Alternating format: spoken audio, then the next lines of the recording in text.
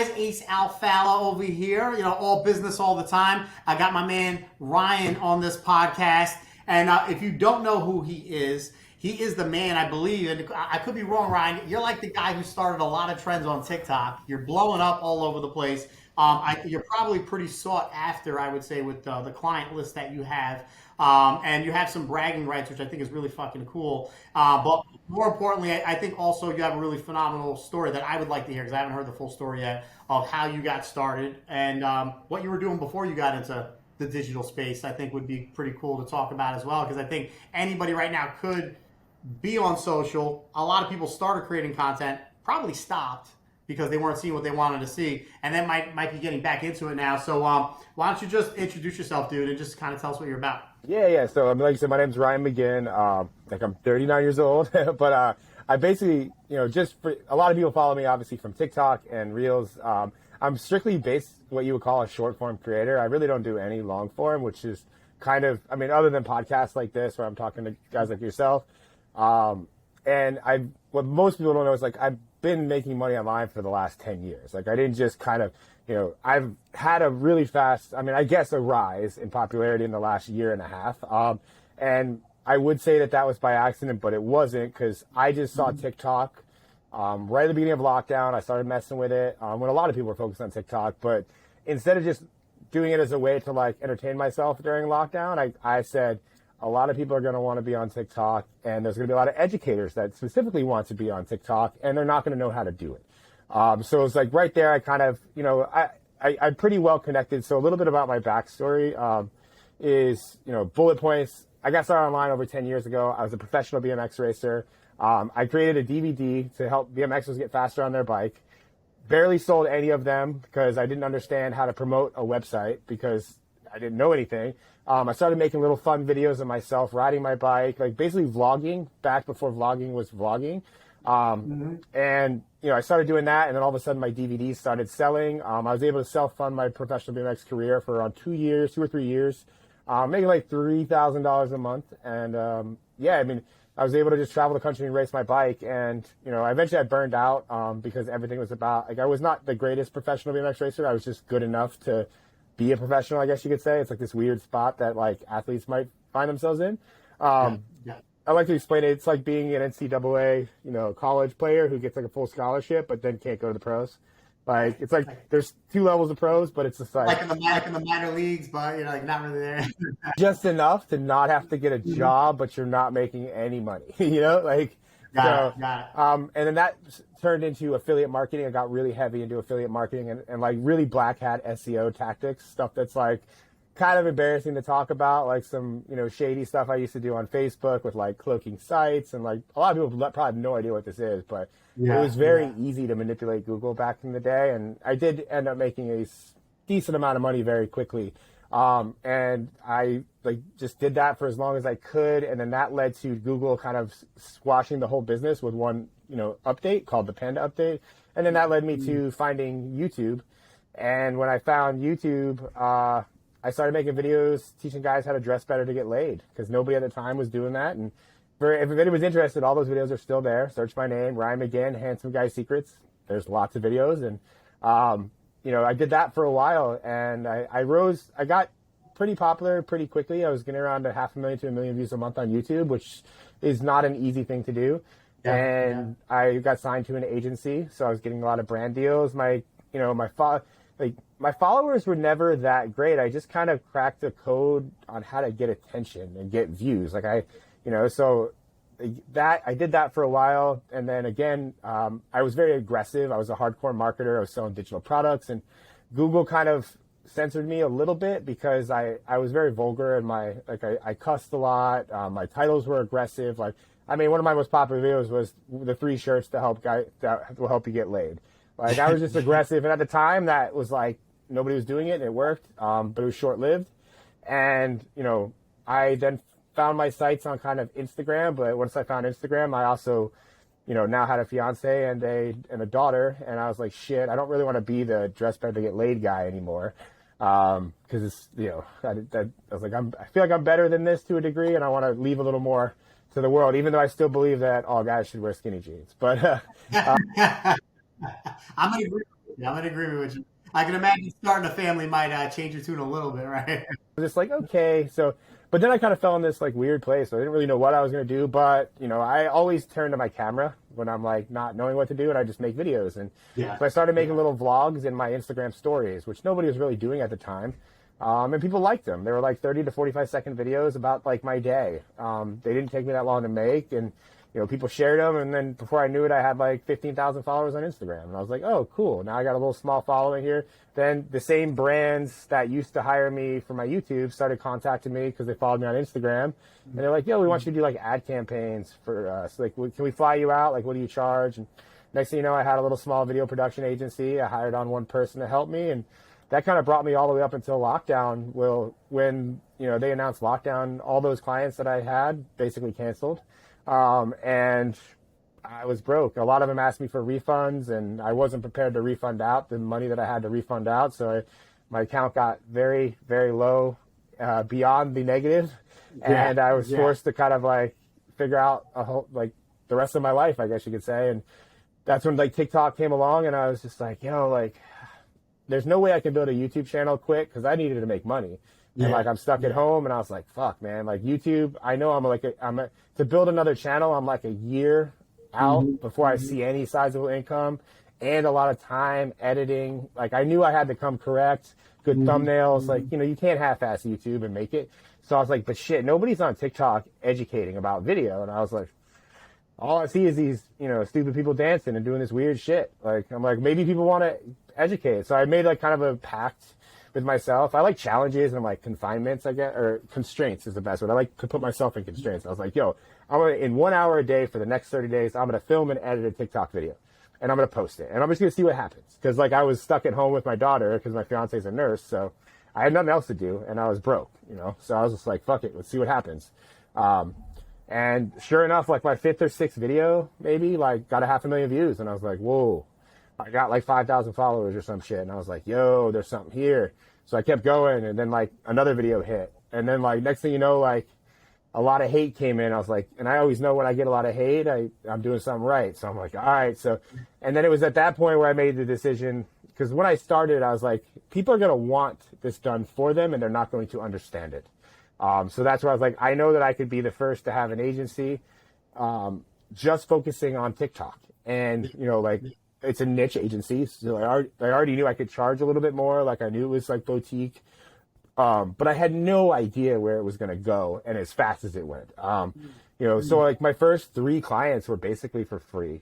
Nobody at this time wanted somebody to do their TikTok. Like it was like, so like I couldn't get, $500 a month to do this for people. I was told no. So I ended up going to my friends, because I was friends with a lot of YouTubers, because I was technically a YouTuber and I was signed to that agency. So I reached out to my network, and I was like, let me film, or, film and edit you. Like I'll fly to you. Let me run your TikTok. All I want is a percentage of revenue for whatever this becomes. And sure enough, one of my good friends, name's Chris Barnard, is at Overtime Athletes is his brand.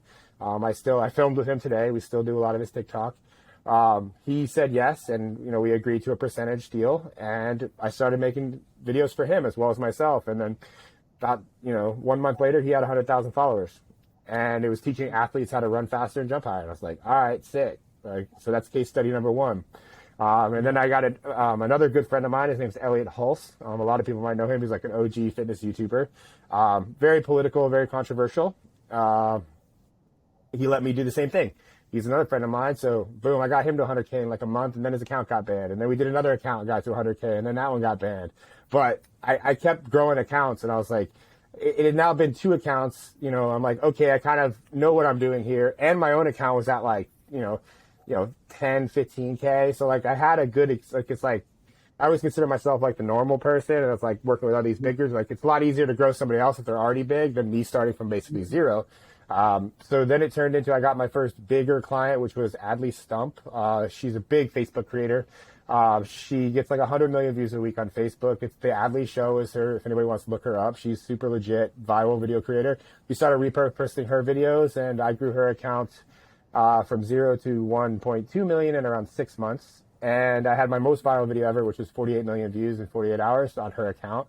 So now I had What video was that? I gotta ask because I haven't looked. What was that video about? Starbucks of a girl getting like confronting her boyfriend of cheating on her, and she threw a coffee at him through the window. It was all like a fake skit that they did, but and for what most people don't know, like it was my most viral video ever, but it took me 7 times to edit it before it went viral. I re-edited the same video 7 times, and then on the 7th time, it got 50 million views. So walk me through that for people who are asking that. So you posted it the first time, it didn't get much engagement. What did you change the hook, change the intro? Like, talk to me. What a lot of people don't understand, and I don't know how long it'll last, but it's something great that TikTok allows you to do is you can reuse the same content. They encourage it actually, and a lot of creators and people that make videos don't realize that. But if you have a video that works, or like you can keep posting it, and it will still work. It's like music. It's called like your greatest hits. So it's like, if you like any band, like I'm a fan of like a Day to Remember. If I go to a Day to Remember concert, I want them to play their old stuff a lot as well as their new stuff. So it's like, that's the way we started thinking about like short form. But this video in particular, like, we had already reposted a lot of stuff and it was working. I was like, man, why? I really, and I made enough videos, especially on her account, to where like, I knew it should go viral. Like I can look at videos now and like, I'm like, this is a 50K video. This is a 500K video. It's like, that's a fucking viral video. And, that happened to me. I was like, that's a viral video. I know it is. I gotta organize it the right way. Like I'll crack it. So like, thankfully she kind of let me free reign on her account to do whatever I wanted. What made you say that's a viral video? Like to you, what are like a couple of key indicators where you're just like, it's funny, it's entertaining? Like what are some metrics that you look at and you're like, all right, I gotta work on this? Her account was different. Like mainly now, like hers was a prank and skit account. So like for her account, which is different than, I strictly work with like educators now. And that I would say is like mine and my team's expertise is at talking heads. People like me and you, like we just give advice. And it's significantly harder to get a talking head video to go viral as opposed to a skit or a prank or some sort of like entertaining thing. So in her video specifically, it was in Starbucks. Like, so I already knew it was a very relatable place that it was in. So the whole thing was based in Starbucks and you could clearly tell it was in Starbucks. So like that was like indicator number 1. A lot of people relate to Starbucks. Secondly, it was a girl finding out that her boyfriend is cheating on her, which is a highly emotional thing. And it was so extravagant what she did that I'm like, it's gonna get views. Like she threw a coffee at the guy through the drive-through window. Yeah. Like and for those wondering, like they're like, that could never fucking happen. They were friends with the person that managed that said Starbucks, and they let them do this skit. And they only had like a time frame to do it in. Like that's how like once you kind of seen the behind the scenes of a lot of this, it's like it kind of opens your eyes to like what you're actually witnessing on the internet. Like they had like 10 minutes to get in and film and do all this in one shot, basically. So it was just the emotion of it. And another one is the girl that was the one that gets cheated on was very attractive. So I'm like, it's in a Starbucks. She's hot. It's very emotional and it's super extravagant and wild and outlandish. I'm like, these are all qualities of 1 million views. So that was really it. And then like what I did was like, I edited the first one, posted it. I think it got like 50K or 60K. And I was like, and on her account, that was like a flop. Like when that happened, I was like, that's not a good video. So I just kept re-editing the first 10 seconds of the video. And like in different ways, because she made a lot of expressions and like she said a lot of things, because the original clip was 3 minutes, like and it had already gone viral on Facebook too, so like it had already got like 10 million views on her Facebook account. So I'm like, it's there, I just got to convert it. So that was really it. Like I just kept reorganizing the first 10 seconds, like with different emotions and like playing with some of the text, but. Yeah, it ended up like it was like the 7th time I tried it. It finally went, and just from that singular, and this is where like there is so much power in doing that, like, and people don't realize it. Like that video, she gained 600,000 followers. Holy shit! That is like, pretty, yeah. So had I just let that video go on the first try, like she would not have 1.5 million followers now. Yeah. So it's like. I think reposting and re-editing content gets a bad rap because people think it's lazy. And like when you do it kind of to the extent that we do sometimes, like your followers do notice, like they're like, oh, I've seen this video like 6 times. But what they don't realize is that, you don't make content for your followers, you make content for the algorithm. And the algorithm, like your followers will see it at some point no matter what. So it's like I'm trying to reach new people with every piece of video we put out. So it must transcend your followers and go to new people. So, if it only got 50K and, chances are that's a lot of your followers, it's not reaching new people. So, just some insight there. That's a huge nugget, dude. And I will also say to I know we're talking about TikTok. I will say I've seen something very similar on Instagram Reels because my first video that hit, I got a couple of million views. If you go scroll through my account, I posted that video about 4 or 5 times. Except I didn't edit anything. I posted the same exact video, the same exact everything, and it hit. It got like 1.8. It got like 1.2. It got like 800. And that just goes to show that Instagram Reels, that's the lazy way of doing it. I was definitely lazy with doing it that way, but it goes to show if I would have went in and re-edited it a few times, who knows if that would have got 10 million views with that. So that's definitely food for thought. That's magic right there, dude. I know I say TikTok, but like I just consider TikTok all short form. TikTok is Instagram. I get it. It's across the board. Yeah, I think like we call that remixing videos. It's like a remix, but you can straight repost. Like if you have a video that does well, I tell people this all the time. Like if I meet somebody, like, what's the biggest tip you have for your TikTok account? And I'm like, open your account, show me your last video that got 1 million views. And most of the people I'm talking to have had this happen. This isn't like new accounts, but if it were a new account, I'd also say, show me your video that got the most views in the last 90 days. And I'll be like, download it right now and repost it. Like in front of me, repost it. I have a buddy of mine. He runs he's got a vending machine like business, and like I met him one night. We were drinking at like a concert, and I was like, no, repost it right now. Like literally, like use Snaptik, the website, download it, re-upload it. Same thing, same caption, don't change a thing. And he's like, really? I said, yeah. This was at like 10 o'clock at the concert. By the end of the concert, he got another 1 million views. Like, it was like, holy shit. Like, so, and it works on Reels. It works. And now I'm not saying like, most people can get carried away with this too. Like, it's just, you be mindful when you do it, but like, yeah, you can repost good stuff. Like if it did well the first one. And then if you think that, like, cause I'm an editor, at heart. So like, if I can change the first 10 seconds slightly to make it better, like, maybe I'm using a different, like when I made that video, we weren't even doing the subtitles that we did now. So if I went back and remade that video, I would make it completely different, you know, like how it looks aesthetically, not the so, you can always make a video better. Like, so it's. I mean, you got the wheels turning in my head. I was like, I should definitely have my guys go back through a bunch of my stuff and just change the intro. And I'd be curious to see what the traction I would get on that. So that's a huge nugget right there. We do some other stuff. Like if you have like that video that got 1 million views, like it probably had a really good hook. Yeah. Like whatever you said in the first 3 seconds was probably really good. So take that video, chop out the hook, and then make a new video and put that hook on a new video. Yeah. Definitely. Well, yeah. Well, it's funny. I actually one of the first videos that really hit was a video talking about an ice vending machine, right? And it's funny that I actually got, it was like a combination because I saw Layla Hermosi talk about boring business something, and I was like, oh, that's a good hook. So I was like, I'll just call it boring businesses that make you millions. So I took like her idea, and then I saw Cody Sanchez do a 10-minute YouTube video on selling vending machines. So I just did the micro version of it, did a combination of like borrowing both of it, and then that video got a couple of million views. That kind of exploded, right? So I definitely borrowed information, but I feel like everybody kind of does that. They see what other people are doing. I think that's going to kind of roll into kind of what I want to talk about to you next with like the text. And I mean, you're kind of like the brainchild, I feel like, behind that, right?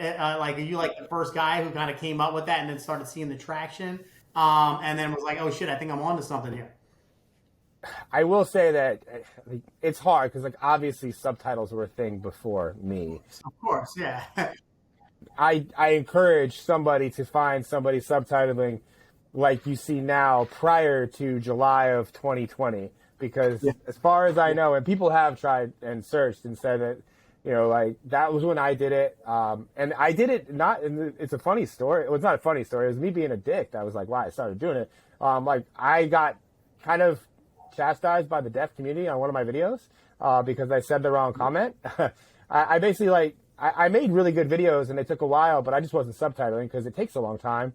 And I only had my 1 hour, like when I started. So, and I kept getting these comments like, you need to subtitle your videos. You need to subtitle your videos. And one day I was just kind of in a mood and I was like, why? Like, this is TikTok.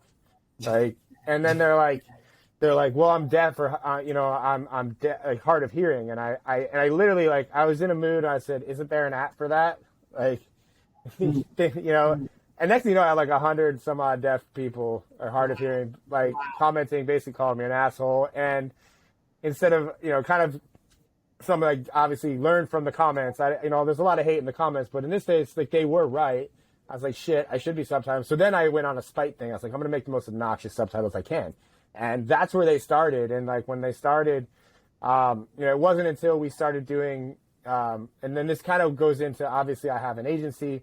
So some of my bigger clients at the time, which were, Ryan Pineda, Grant Cardone, and Alex Hermosi, we started using them on their accounts and they started growing very rapidly. So now everybody kind of saw them using it, and then it just started getting copied and copied and copied. And now it's to the point where I don't think anybody knows why they're copying. They're just copying the subtitles.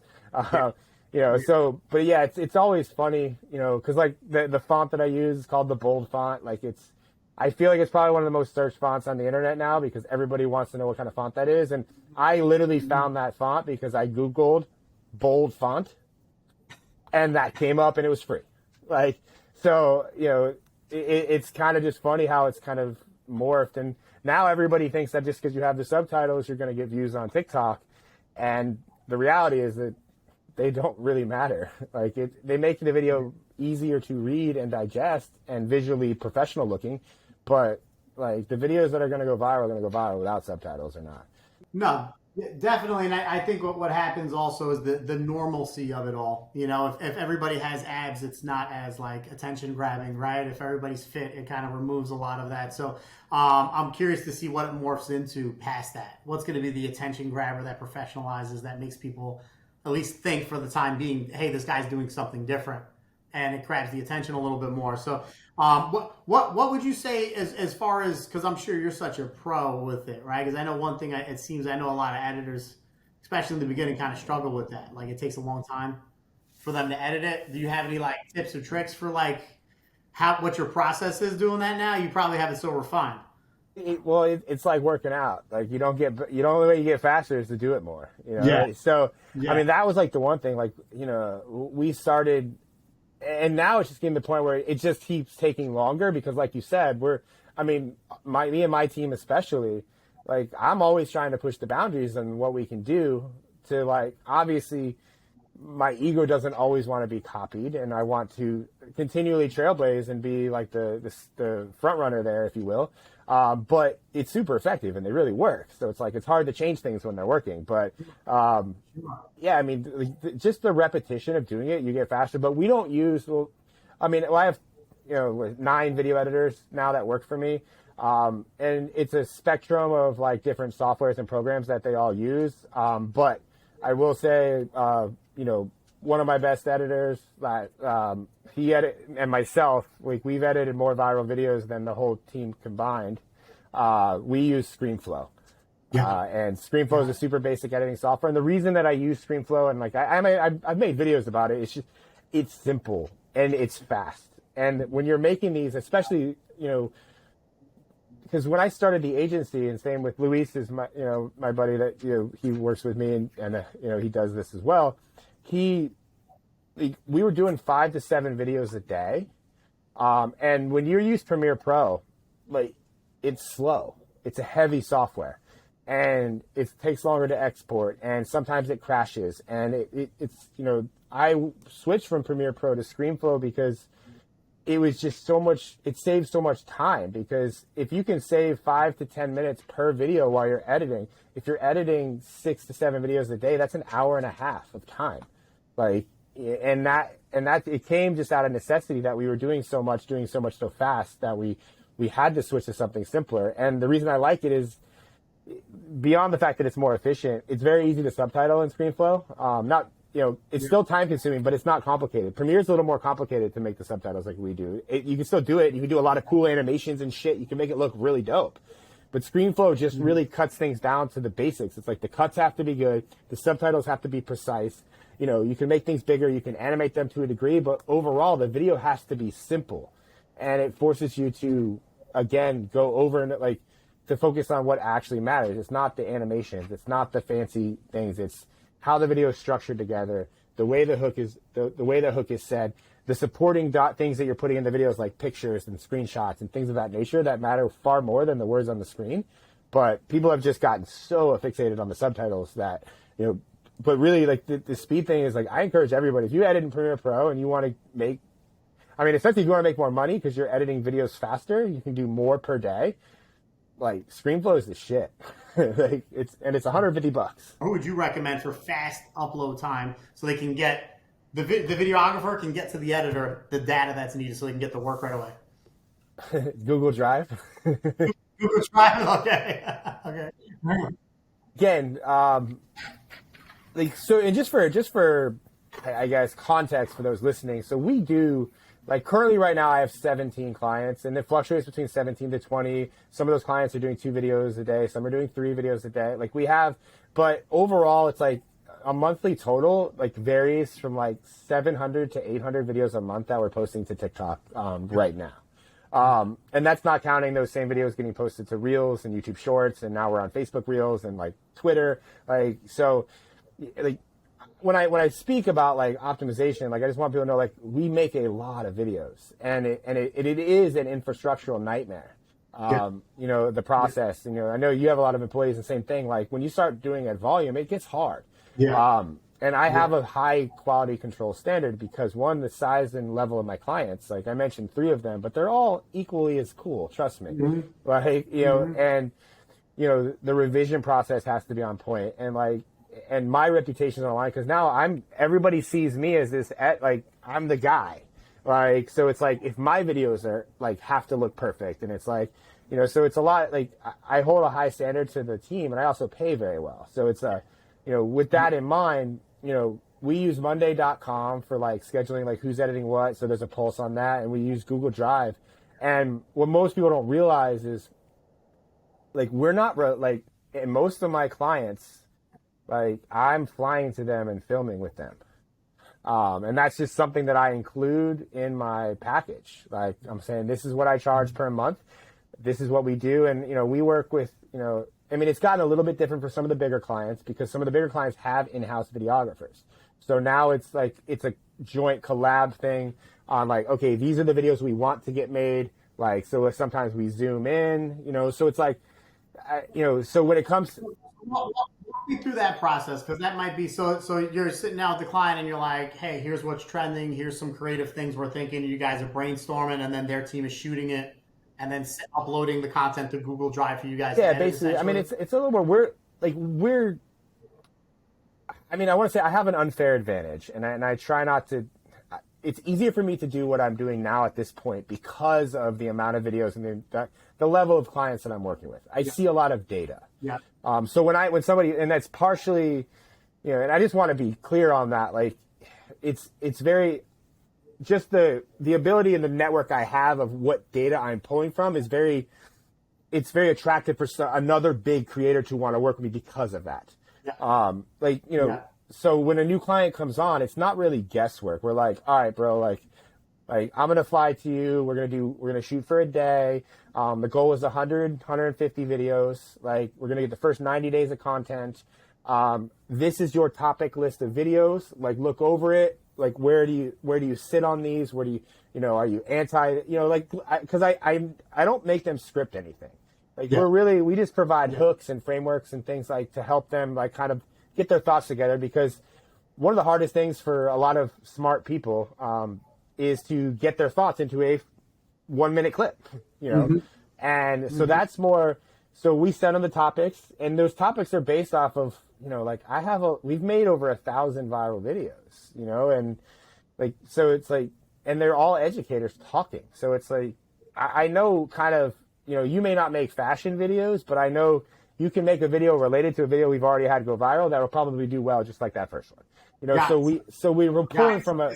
The framework you have the framework of so many people that are similar. It's like I could probably run a video similar to this sequence, and it'll probably go viral Yeah, based on what and I you've mean, done. but I didn't have that when I started, and I can give some tips there to like help, like, obviously to help people that are trying to figure this out. Yeah, why don't that's there's two things I want to cover on that, and I want to talk about like for the people who are like, hey, I am grinding. Maybe they do have a handful of 10, 15 clients that are smaller, right? So maybe they're like in the 10K range. It's paying just enough to pay their bills, and they're like, shit, how do I get like a Ryan Pineda, so or someone like that? Who's the first like name that you really kind of grabbed on TikTok, and why did you get them? Do you think? It was Grant, Yeah. and I part of that was luck, part of that was right place, right time, but what actually I've never shared this story, so I'll share it. So I'm just a huge believer in practicing what I preach. So regardless if you took all my clients away and you looked at my videos, that's what people wanted when they started. Like, and that's how I got, that's how Ryan Pineda reached out to me. And Ryan Pineda came after Grant. And with Grant specifically, there's a group called TikTok Marketing Secrets. It's run by a guy named Michael Sanchez, really awesome guy. We've become pretty good friends over the last year and a half. And he has a great software too called Talk Audit, which it's definitely look it up if you're interested in making viral videos. I'm not affiliated with it at all. It's like $8 a month. It's amazing. But he was offering, and this is like his group now has like 16,000 members, might be bigger than that now. But at the time, it only had like 800. And this is like, 3 months into lockdown, maybe 4 months into lockdown. Like he's doing this, and he's really smart on algorithms. He's really smart on TikTok. And one day he offered up like consulting calls for an hour over Zoom, and I was like, oh, dope! I'll do one of these. Like, and at the time I was doing my account, Chris Barnard's Overtime Athletes account, and Elliot Holst's account. I was like, it was $100. I was like, yo, I got 3 accounts, so I'll buy 3 of them. So I bought 3 different calls, and it was like $300. Like I think you should have charged more, but back then there's still nobody cared about TikTok. So we get on the first call, and it was like the athlete account. I was asking him all these questions, and he's like, oh, and like I had mentioned I was doing this for other clients, and he was like, oh, you have an agency? Because at the time, like nobody wanted TikTok. Like, so we did that one. Then like the next day we did Elliot Holst and then finally we got to mine. And at the time, I think I had like 15,000 followers on TikTok, but my style of video nobody was doing it yet. Like it was brand new. It was like highly edited, professionally produced, subtitle shit, like professional camera. Like nobody had that on TikTok when I started doing that. Like, and that was part of my thing. I knew that going in, that eventually TikTok would get to that point, but right at that moment, it was just phones. Yeah. To the point where like if you made a video with a professional camera, they're like, oh my God, I can't believe you put so much effort into this, you fucking idiot. Like, and I was just like, yeah, wait, bro, you're the idiot. Give it 6 months and everybody's going to be doing this. And I was right. But I was right because I saw it on Instagram and I saw it on YouTube. Like, it gradually gets more professional. Yeah. So, by the time he was reviewing my account, he's like, oh shit, like, it's you. Like, I watch your videos and I have a small mastermind, and I've been sending your videos to my mastermind group saying, guys, you need to start making videos like this or learning, because this is where the platform is going. And it was like at that moment we kind of became friends, because, and then he's like, he asked me about the agency, and at the time it was making like, I think I was making like $1,000 a month. Like, it wasn't making shit. Like, I was broke still. And like I lived on my savings for a while. I was like, oh fuck, like, and then it turned into, me and him just chatting. And then one day he had a lot of people reaching out to him because he was the only TikTok Facebook group at the time too.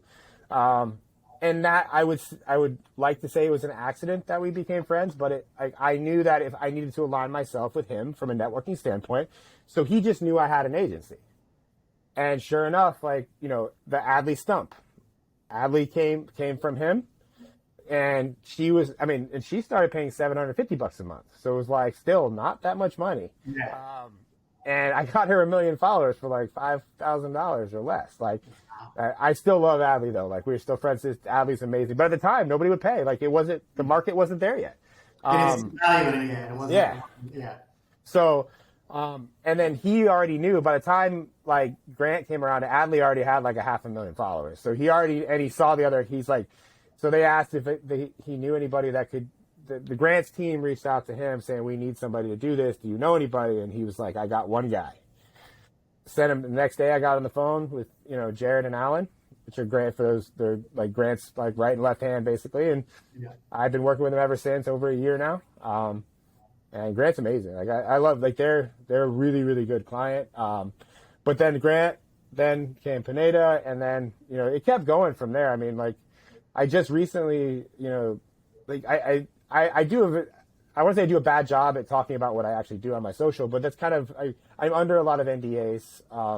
And I just don't believe in pimping out my clients to get more business. Because I try so hard on my own personal work that I feel like I don't need that. But my team, like we work with almost 6 months with Jordan and Michaela Peterson. They just recently got acquired by Daily Wire Plus, so like we stopped working with them, but we exploded both of their accounts.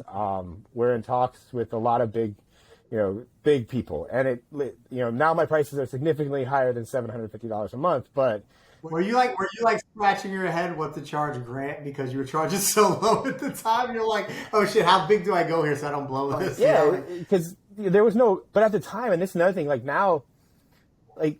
It was still TikTok. It wasn't real shorts. Like now it's like all encompassing. So it's like just that alone was like a massive opportunity, because I just went to my clients like, hey, we're going to start doing this for everything. Like, and I was able to kind of walk my prices up slowly.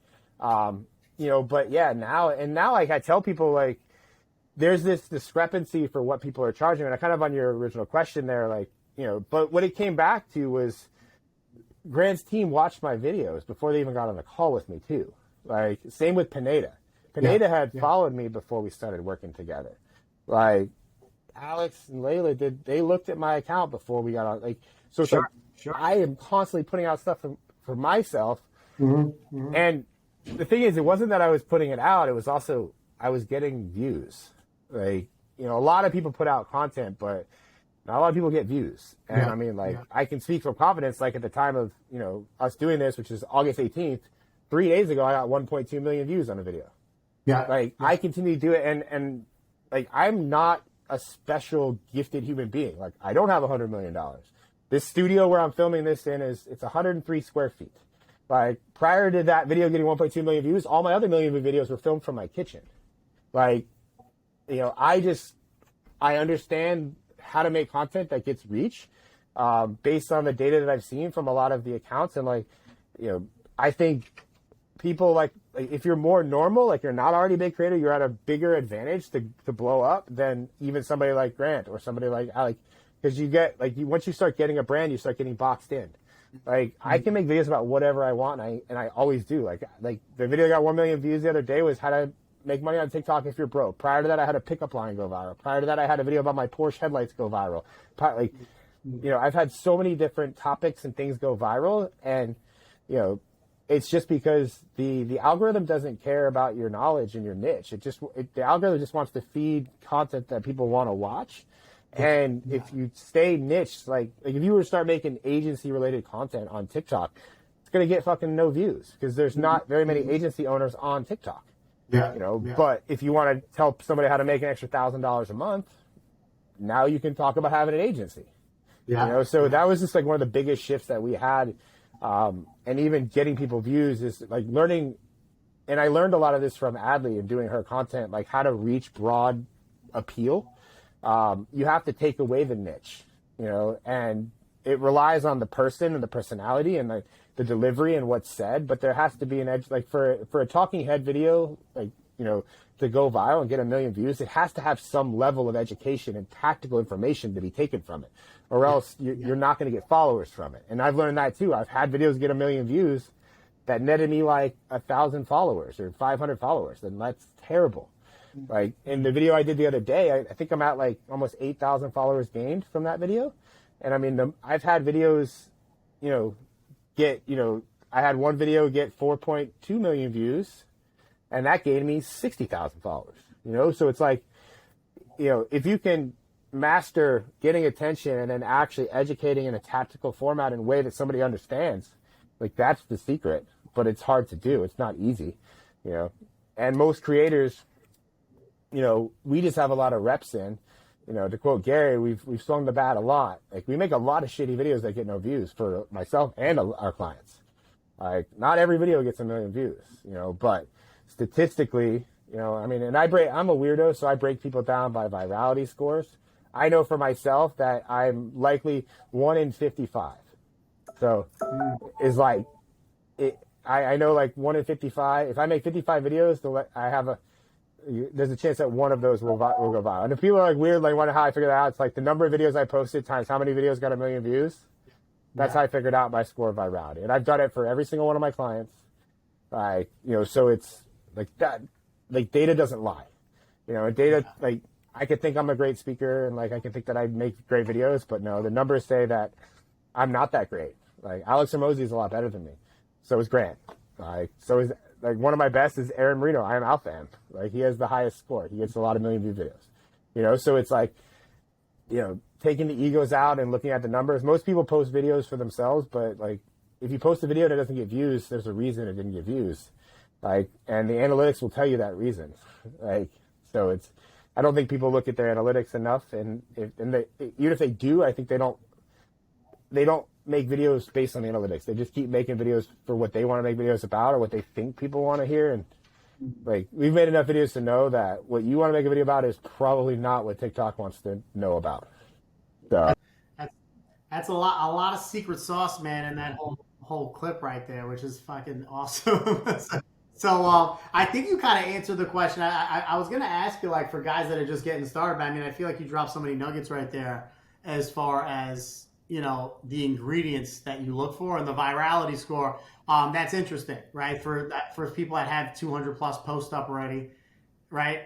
Divided by the number of videos that have gone viral for you to come up with it, and then dissecting why did that one go viral versus the rest, right? So that is really interesting. How are you? Are you having clients come on board now that maybe aren't as big as some of these guys, but they have the, maybe they were big somewhere else, or they were big and then they stopped, or they got the money to go big? How are you walking people through that? I got the money, I got the company, I got a big business. Now I want to go viral on these platforms.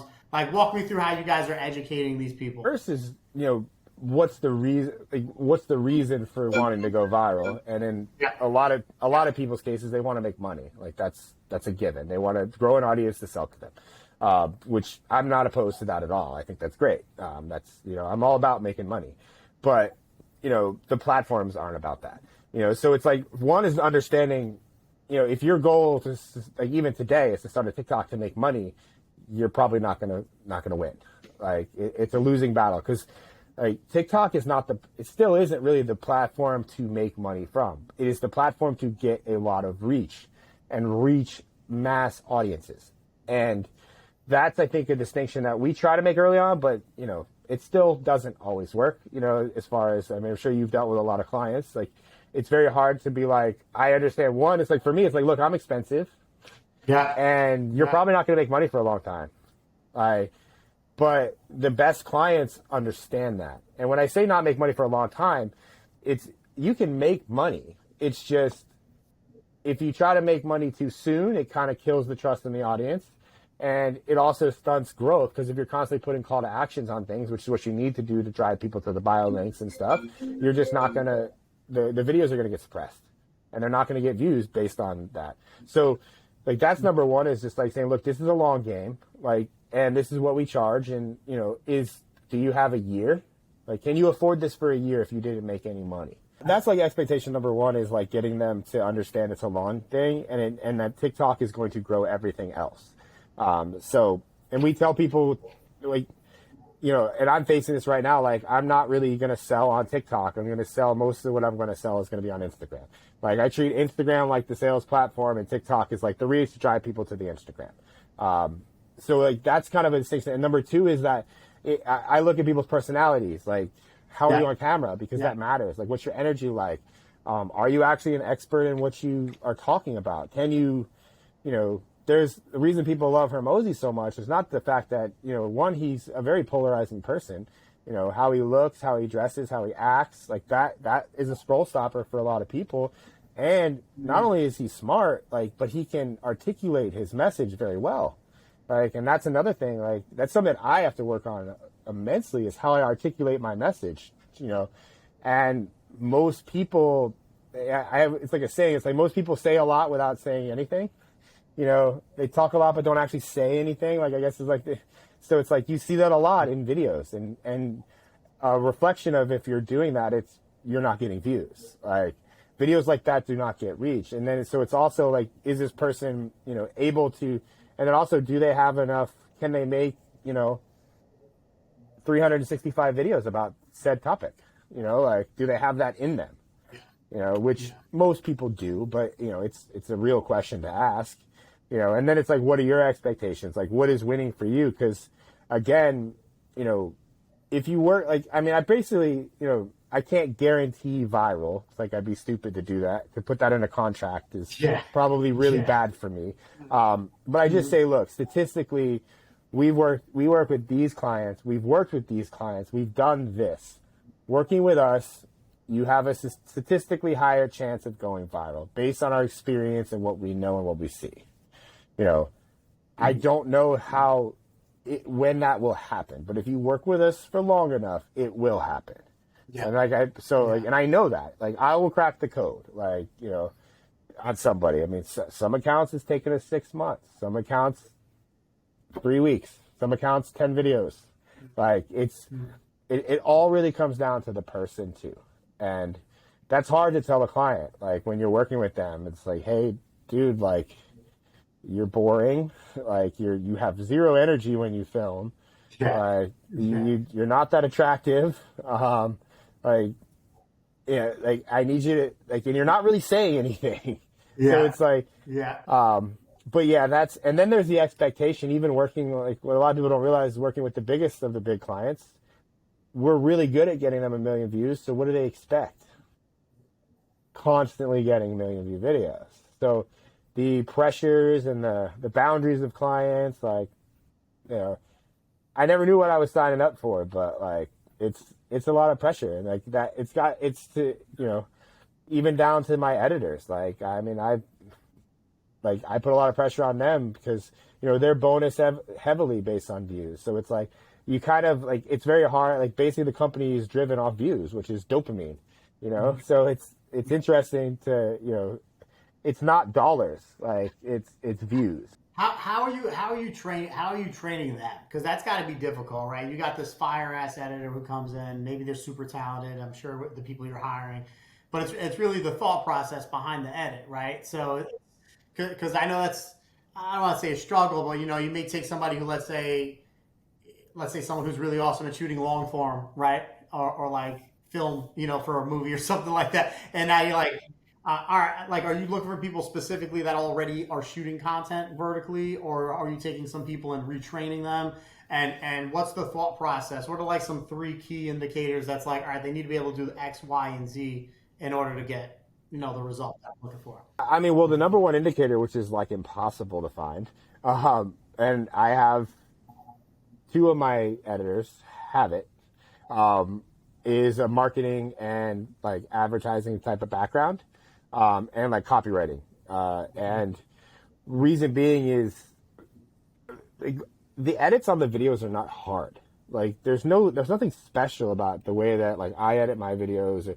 It's easily duplicatable. Like anybody can copy it. I mean, shit, it's like infected the internet, you know? So it's, when it comes down to that, it's like, okay, like taking the edit away from it, what actually makes the videos go viral? And that's, you know, 1 is like the topic of the video, and 2, the hook, what is said in the first 3 seconds, or what is ordered in the first 3 seconds and made to get attention, and then how the videos, you know, piece together after that. And a lot of people that don't edit short form or like are new to editing short form, they're not aggressive. Like short form has to be incredibly aggressive in the first 10 seconds. Like if it's not, and by aggressive I mean like you should spend like, if your video takes you 1 hour to edit, you should spend like 45 minutes on the first 10 seconds.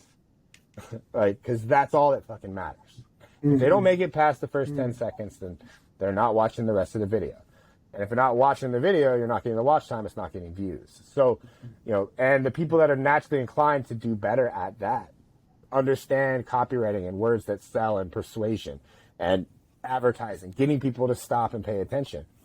So, that's what we spend most of, because we don't actually have like a formal training that an editor goes through when they work with us. But we do have a pretty heavy revision process, meaning like I have one, a girl, her name's Savannah, and like now I actually have two, so they're tag teaming now because we're doing a lot of more videos.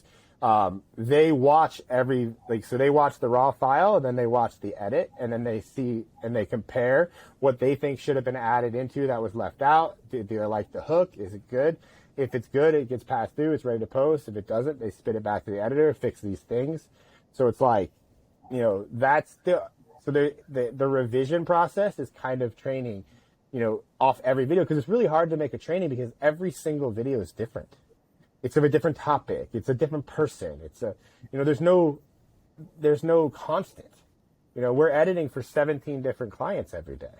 So you can't get accustomed to like, oh, and yeah, we assign clients and like we've tried a bunch of different ways to like make the edits work. But, even though they're sticking with like, like this editor has, 3 clients, this editor has 4, this editor has 2, so they're staying with the same clients, but the topics are different. Like the locations are a lot of times different. Like it's a timestamp, like meaning a clip from a podcast, or it's a direct for platform where they film to the camera. So it's like every single day is different. So to have a formalized training is really hard to do. Because everybody is a good editor to a degree. So it becomes like, okay, what are your storytelling abilities? What is your ability to get attention? Like, are you controversial as a person? So you kind of gravitate towards making things like was my gift. Like, I'm abrasive in what I say sometimes. And Luis jokes about, like, he said that I trigger a lot of people because I say things with such confidence. And it's just, I don't know, like, it's just been a natural thing for me. Like, even if I'm wrong, I have a confidence around myself. I'm like, all right, well, prove me wrong then. I like that. And I'm assuming so you're shooting the content, editing it, and I'm assuming they have account managers always that help you. They're posting it themselves. You're not doing it. We post everything. Posting. Oh, you post everything for them. Oh, you post everything. And that's a key thing that if people watching this aren't doing that, is probably you don't have access to the analytics and the data. So you don't know. We have to post.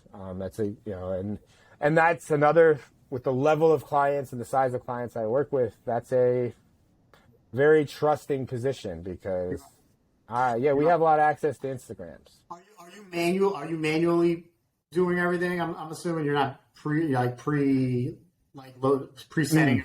Okay, got it. So no, we do. We have, because on TikTok you can have up to 8 accounts per phone. So I mean, we have 5 phones. And I would like to say they're super organized, but they're not. But it seems, so it's like one client, TikTok, Reels. We preload the shorts in advance because you can schedule the YouTube shorts, but that's the only one that you can schedule. And I'm going to keep it that way for like the poster is like a full-time job. Because it takes, on average 10 to 15 minutes, roughly 10 minutes, to write a caption that's good, to make sure everybody's tagged, to make sure, everything is good and in line, there's no last minute spelling errors, and then you hit post. It's 10 to 15 minutes per client, and we have 17 clients a day. So it's like a 5-hour a day job for somebody. Like, when we're editing like 17 to 20 videos a day, we're not very far ahead. Like it's pretty much, we're 1 to 2 days ahead at any given time, and if, that's, I don't think people realize that. I mean, even the clients that we work with, and that's just the nature of obviously having a bigger agency. But it's very, very hard to get ahead. So once you start posting volume, like, because let's say you're doing 2 to 3 videos a day, or like, let's say you take the Gary Vee route, you're doing 4 videos a day. Let's say you're doing, and let's just say it's the same video that's going on 4 different platforms. Like, so it's going to average of 10 to 15 minutes just for posting. So you're factoring there's an hour there. Then you got to have an editor editing 4 videos a day, which in reality, to get ahead, then they have to be editing 8 videos a day. for like a week, and that one probably will only get you 7 days ahead. And then and then if any of those videos have a spelling error, or you don't like something, or there needs to be a change, or, it's, the volume game is very hard to navigate, especially from an agency standpoint. I don't think people realize it. Like, yeah, if you're working with 3 to 4 clients, like, it's not that big of a deal. But, to take an agency from 4 clients to, like, we got at it, I've actually scaled back a lot in the last, like, 6 months or like more 3 to 4 months, because like my infrastructure crumbled. Like, we were doing 25 videos a day, and I had 3 editors quit like in the same week, and I had to call 5 clients and tell them I couldn't do their videos anymore. Like, and it wasn't because they were unhappy or like, and they literally were all like, I'll pay double. Like, I don't care.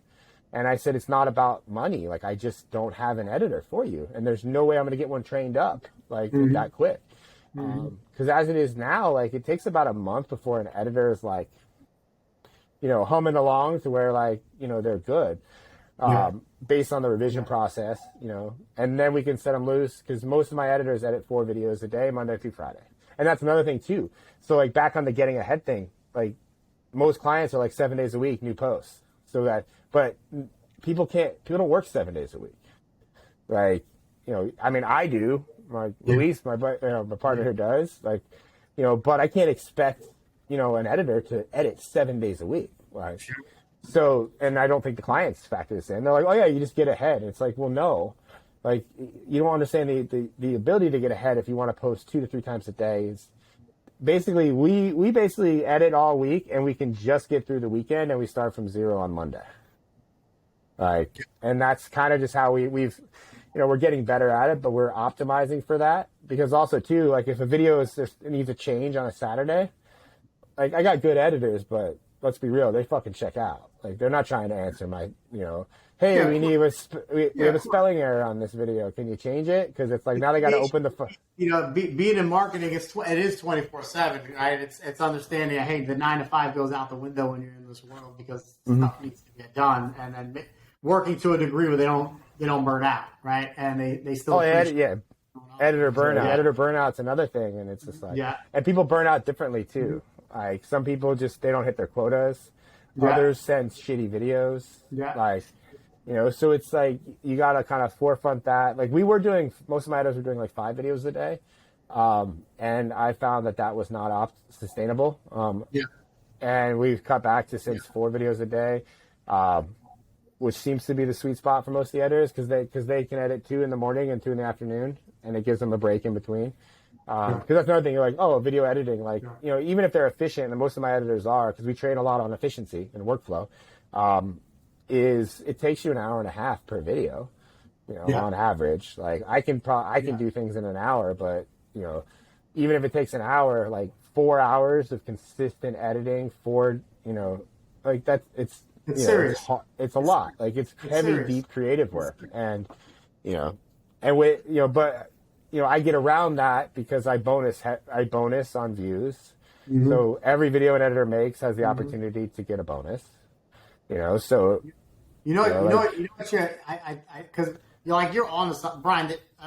The amount of the clients that you have, right? Just from a marketing standpoint, the names you have, what you've done, the mindset you have. Your main bottleneck is always going to be you.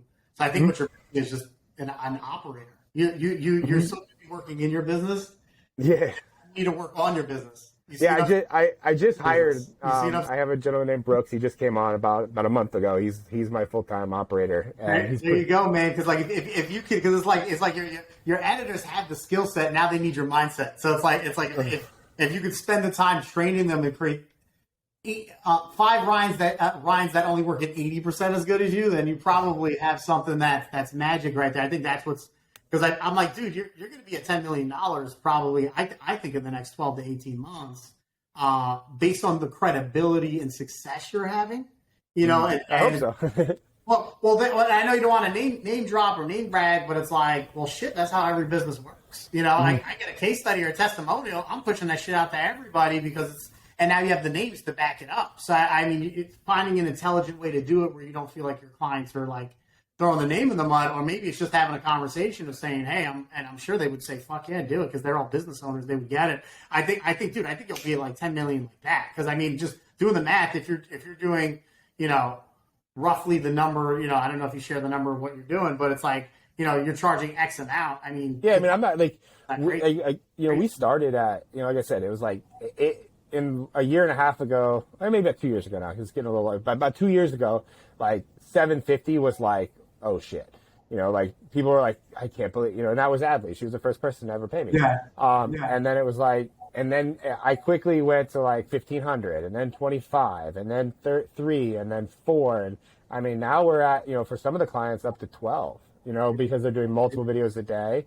But, the average for me to do one video a day, like my bottom line, depending on the, who it is, how, like what we have to do, how we get the footage, it averages about between 5 to 6K a month, which is, and, that's full management, so it's, but it's also the expectation too, kind of going back on what you say, like, once you start, like, and I've seen a significant shift from like, the clients that, like, as I keep charging more, I know there's that saying, like, with the more the client pays, the less they pay attention and the more easy they are to deal with. In our world, that doesn't exist because everybody pays attention to them getting millions of views.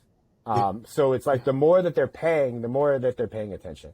And it's a good, like, I don't think it's a bad thing. I want the client involved because if the client cares about the videos, then they're generally more open to be like, hey, we need this hook. Can you refilm this? I need this. Can you send this? Like, we can get what we need to make better videos to make them, So, but at the end of the day, it's, charging 6, 7, 8, 9, 6, 10,000. Now you're talking 120K a year.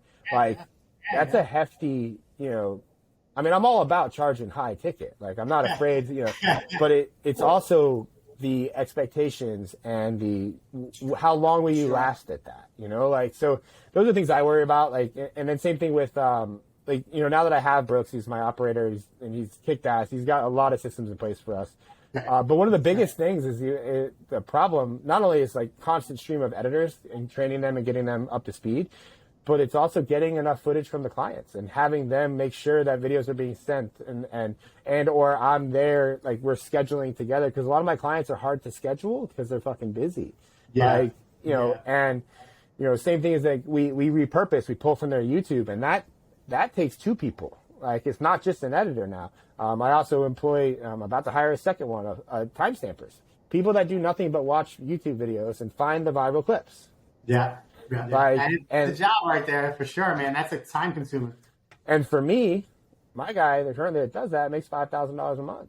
So that's not just a job. That's a good fucking full-time living, Yeah.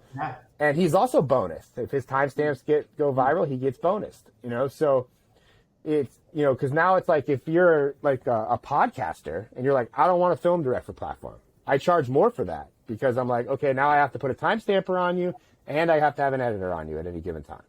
Like, so, and we prefer direct for platform for multiple reasons, just because the people that film directly to the camera, they tend to perform better. Like, that's why everybody loves Alex Hermosi. Like, because he talks directly to the camera.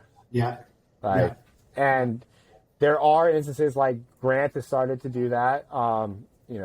There are certain instances like where people won't, like we worked with Jordan Peterson, like he never did that. Like, I wasn't going to get Jordan Peterson to make a specific TikTok video.